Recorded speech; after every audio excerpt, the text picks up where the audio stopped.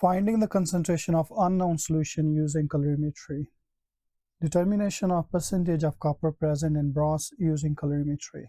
Brass is an alloy of copper and zinc. Proportion of each metal depends on what is the brass is being used for.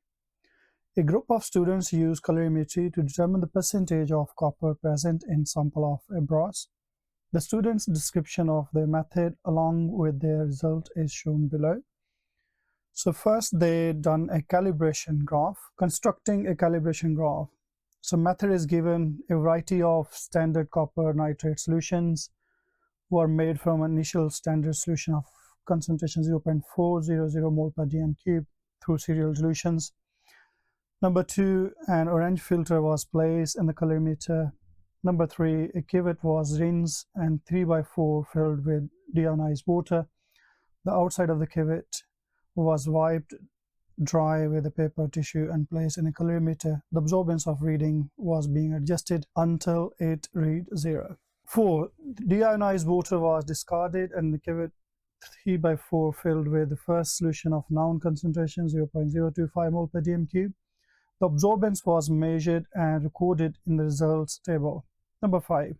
The cuvette was again rinsed with deionized water and step 4 repeated for all other standard solutions. The absorbance values were recorded and they're given in the table. Then the next part is preparation and measurement of the absorbance of solution of brass. Step 1. Approximately 4.04 gram of brass sample were weighed accurately. Number 2, the mass of brass was dissolved in a minimum amount of concentrated nitric acid in a conical flask in a fume cupboard, and the solution allowed to cool. The resultant solution was then carefully transferred to 250 centimeter volumetric flask and made up to the mark with deionized water.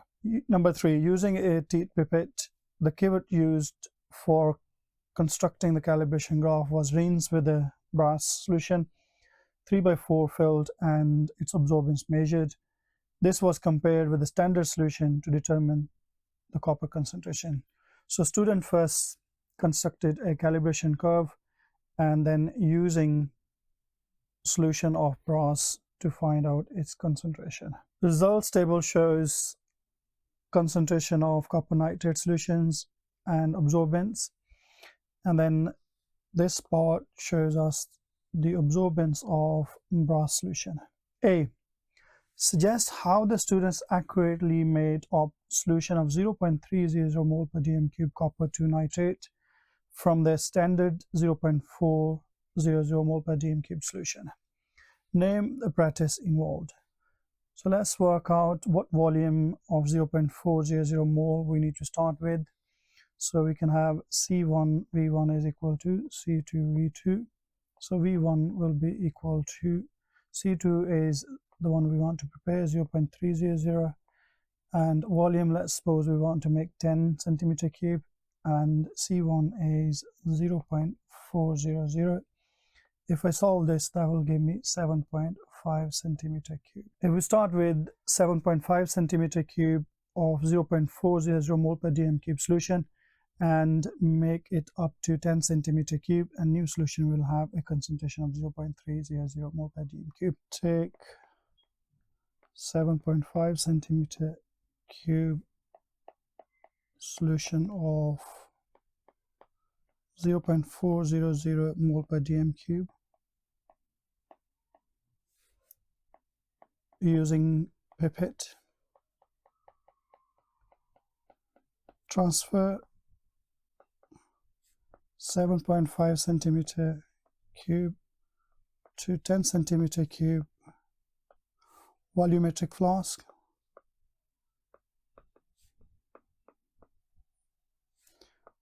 And make up to the mark.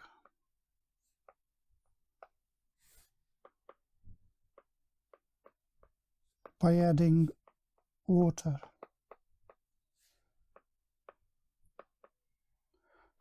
B1. Plot a graph of absorbance against concentration on the graph paper below and draw an appropriate line of best fit. Label the axis. To save some time, I have already draw the line of best fit. I have plotted the graph and draw the line of best fit On x-axis we have copper ion concentration, on y-axis we have absorbance, and this graph is called a calibration curve. Number 2, use your graph above and the data on page 2 to calculate the percentage by mass of copper in the brass sample. If I go back and look in the data, so absorbance for brass sample is 0.44, and if we read from the graph, so 0.44 absorbance gives us a concentration of 0.18 here. So 0.18. So the brass sample concentration from the graph is 0.18 mole per dm cube. We have prepared our brass sample in 250 centimeter cube, and we need to find the moles in 250 centimeter cube. So we can say amount in 250 centimeter cube will be equal to 0.18, because the concentration we find is in mole per dm cube. We need to find out in 250 centimeter cube, so we need to divide with 4. If we divide with 4, we will have moles in 250, and that will be 0.045 mole. So to find out the mass will be equal to moles times molar mass. So mole is 0.045, and the molar mass of copper is 63.5, and if I solve this, that will give me 2.86 gram. Next we need to find the percentage.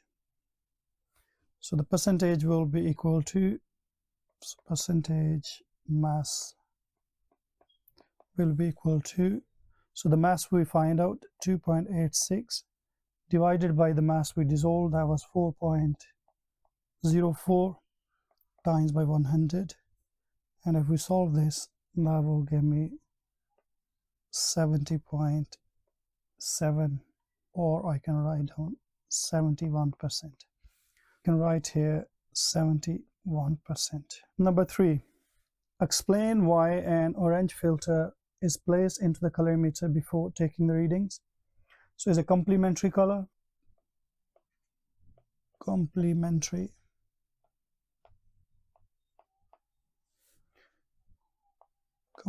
color of solution.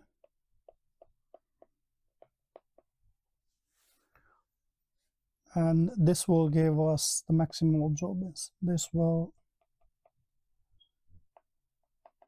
give maximum absorption value.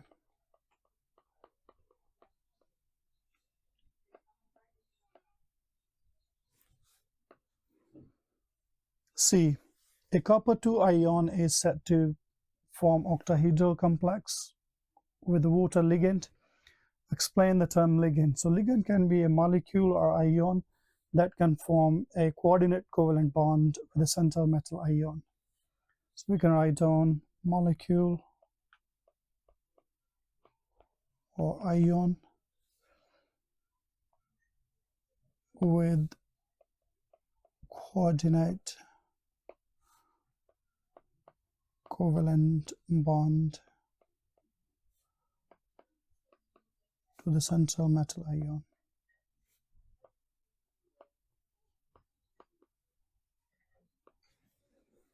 Or we can say a molecule or ion that form a dative or coordinate covalent bond to the central metal ion by donating a pair of electrons. 2. Complete the diagram below to show the shape of octahedral copper-2 complex ion with the water ligand. So octahedral means we're looking for 6 electron domains, so CuH2O6 and 2+, so that is our metal ion complex. So we need to add another 5 water molecules to show octahedral 6 electron domains.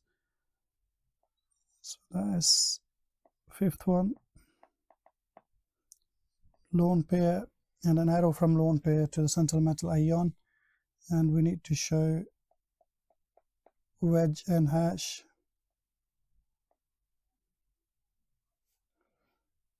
We'll have OH2 here, lone pair, and we will have OH2 lone pair on oxygen, and show the direction transfer of electrons. So similarly on this side to an arrow and wedge with an arrow, so OH2.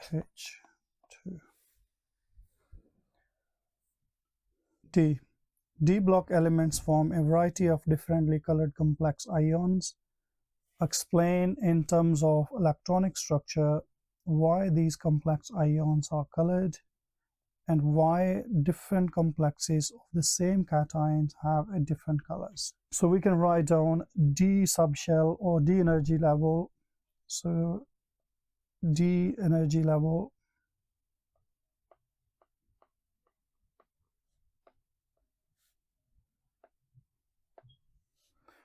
they are split by the ligand.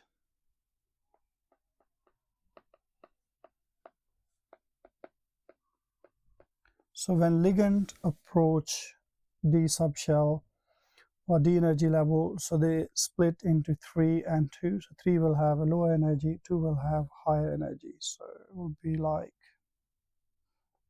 3 of them they will have low energy and 2 of them they will have high energy. Crystal field splitting.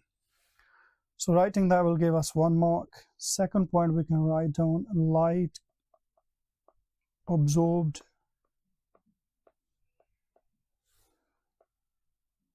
when electrons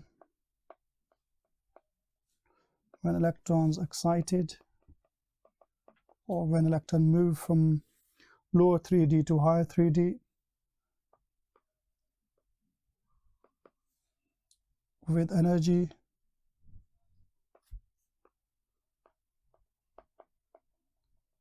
equivalent to energy gap.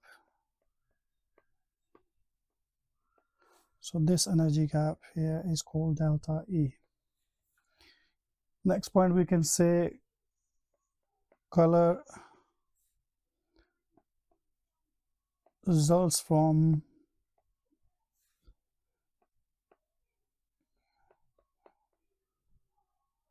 wavelengths or frequencies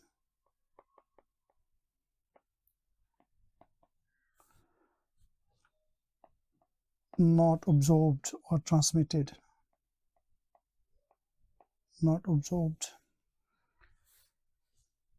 And last point, different gaps for different ligands.